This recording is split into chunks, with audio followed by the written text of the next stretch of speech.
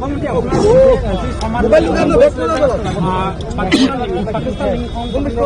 10 দিন পাকিস্তানত আছিলে, কি কৰি আছিলে সেইটো এটা প্ৰশ্ন। আৰু দ্বিতীয়তে এলিজাবেথ আপোনাৰ ৱাইফে পাকিস্তান লীডৰ পৰা দৰমহা লৈছিলে। প্ৰথম 6 মাহ 2 লাখ, তাৰপিছত 2.5 লাখকে ইতিমধ্যে সংবাদমেলত উল্লেখ কৰিছে। আপুনি 10 দিন আছিলে ইছলামাবাদ কৰাচিলৈকে গৈছিলে, কি ক'ব?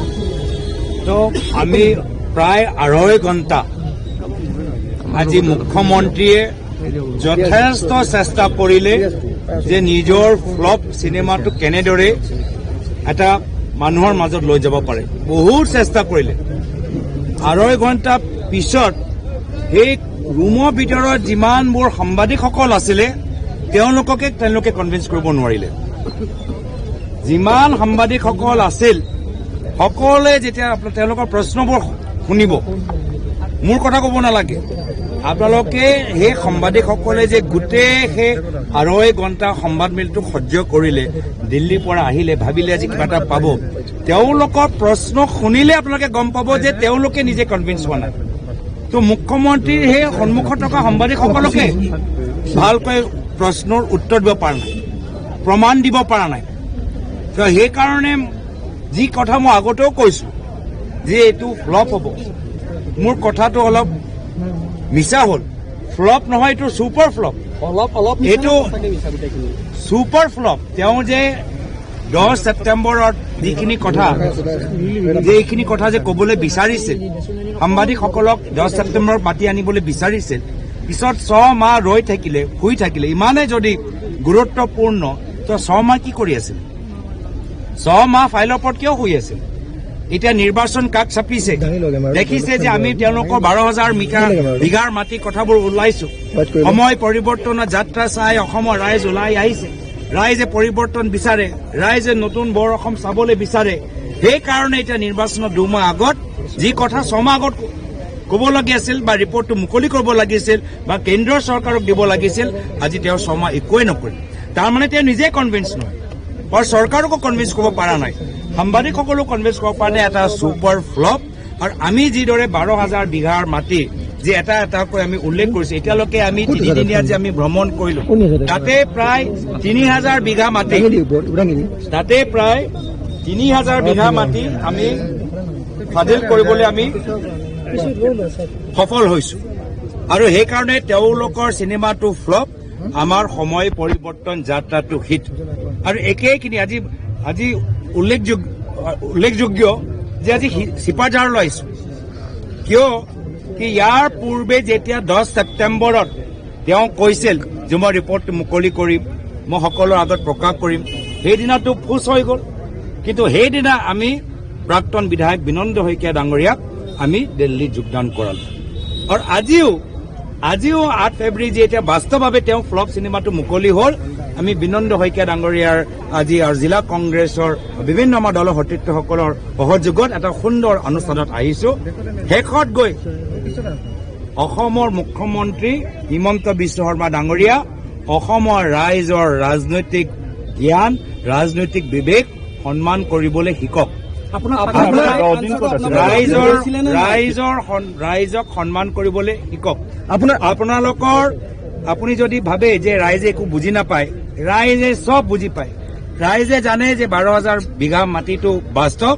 আৰু তেওঁলোকে যে যি এটা নাটক যে সজাবলৈ চেষ্টা কৰিছে, এইটো সম্পূৰ্ণভাৱে আজি বিফল, সকলোৱে জানে। সেইকাৰণে মই পুনৰবাৰ ইয়াৰ আগতেও মই মুখ্যমন্ত্ৰী হিমন্ত বিশ্ব শৰ্মা ডাঙৰীয়াক মোক ইমান ডাঙৰ নেতা বনোৱাৰ বাবে মই তেখেতক ধন্যবাদ, কৃতজ্ঞতা জ্ঞাপন কৰিছো। আৰু আজিও যে আমাৰ লৈ শংকিত, সময় পৰিৱৰ্তন যাত্ৰালৈ শংকিত, আৰু আমাৰ হৈ যে কিমান তেওঁ চিন্তা কৰে, তাৰ বাবে নিজৰ মনৰ যে তেওঁ অস্থিৰ হৈ আছে, সেই গোটেইখিনি কথা মুকলি কৰাৰ বাবে মই আকৌ তেওঁৰ যে যুক্তি নাই, তেওঁৰ কোনো সাহস নাই, তেওঁৰ ওচৰত কোনো তথ্য নাই, আজি তেওঁৰ ৰাষ্ট্ৰীয় সংবাদ মাধ্যমৰ সন্মুখত যে গোটেইখিনি প্ৰকাশ কৰিলে, মই তাৰ বাবে মই তেখেতক ধন্যবাদ। আপোনাৰ সন্তান বিদেশী বুলি উল্লেখ কৰিছে। মই জানিব বিচাৰিব, আৰু আপোনাৰ পত্নীয়ে দৰমহা লৈছিলে না, আলি তৌকিৰে চাকৰি দিছিলে নে নাই? গোটেই যে আপোনালোকৰ প্ৰশ্ন জানিব বিচাৰিব ৰাইজে অকমান। মই বহুতখিনি কথা আগতেও মই কৈ দিছো, এনেকুৱাও যে নহয় যে আমি ইণ্টাৰভিউত কোৱা নাই। এনেকুৱাও নহয় যে আমি সংবাদমেলত কোৱা নাই, গোটেইখিনি কথা আমি সংবাদমেলত কৈ থৈছোঁ। কিন্তু মুখ্যমন্ত্ৰীও আজি কোনো ধৰণৰ ইমান দিন 10 ছেপ্টেম্বৰৰ পৰা 6 মাহ পিছত যে 8 ফেব্ৰুৱাৰীলৈকে যে একো যে দিব নোৱাৰিলে, একো যে প্ৰমাণ নাই, এতিয়াও যে তেওঁ মানে চিন্তিত, সেইখিনি কথা যে আজি ফাদিল হ'ল আমি গম পাই গৈছো। 12,000 বিঘা মাটি আমিতো আমাৰ ওচৰত প্ৰমাণ আছে, মই প্ৰমাণ দেখাই দিওঁ নেকি যে 12,000 বিঘা মাটি ক'ত ক'ত আছে, RBS নামত কিমান আছে, বৈশিষ্ট্য নামত কিমান আছে, পুত্ৰ নামত ক'ত ক'ত আছে, বা নাম সহকাৰে মোক ফাদিল কৰিব পাৰোঁ।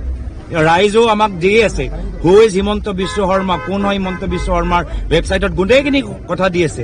তো আজি কথাটো স্পষ্ট যে তেওঁলোকৰ প্ৰেছ কনফাৰেন্স 2.5 ঘণ্টাত তেওঁ সাংবাদিকসকলকেও তেওঁ কনভিন্স কৰিব নোৱাৰিলে, নিজে বিফল হ'ল, ছুপাৰ ফ্লপ। আৰু আমাৰ সময় পৰিৱৰ্তন যাত্ৰা ছুপাৰ হিট। আমাৰ লগত আমাৰ দুগৰাকী জ্যেষ্ঠ নেতা আছে।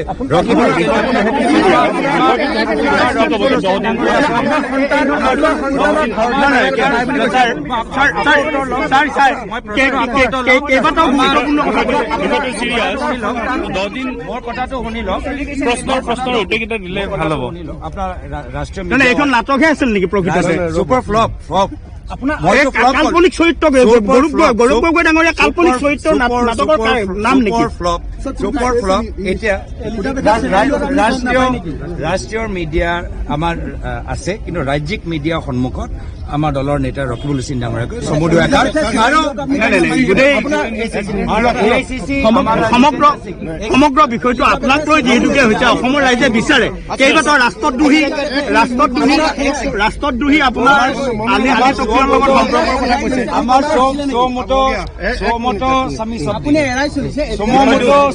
আপোনালোকে মিডিয়াৰ পৰা পঢ়ি লওক। কেন্দ্ৰ চৰকাৰে নাজানে নেকি? কেন্দ্ৰ চৰকাৰে নাজানে নেকি? কেন্দ্ৰ চৰকাৰ আপুনি সুধি লওক। সাংবাদিক বন্ধুসকল, আপোনাৰ সন্তান এতিয়া আমাৰ জিতেন্দ্ৰ সিং জিৰ পৰাও চৌমতৰ বাইকটো ল'লো। আচ্ছা, 1 মিনিট। জিতেন্দ্ৰ সিঙে কোৱাৰ পিছত আমি সুকীয়াকে মই প্ৰদ্যুৎ বৰদলৈ আৰু ৰকিবুল হুছেইনে আমাৰ দলৰ স্থিতিটো আমি কম। এইটো যিটো ক'লে গৌৰৱ গগৈ ক'লে তেখেতৰ, আমি পাৰ্টীয়ে কি কওঁ সেইটো আমি বেলেগে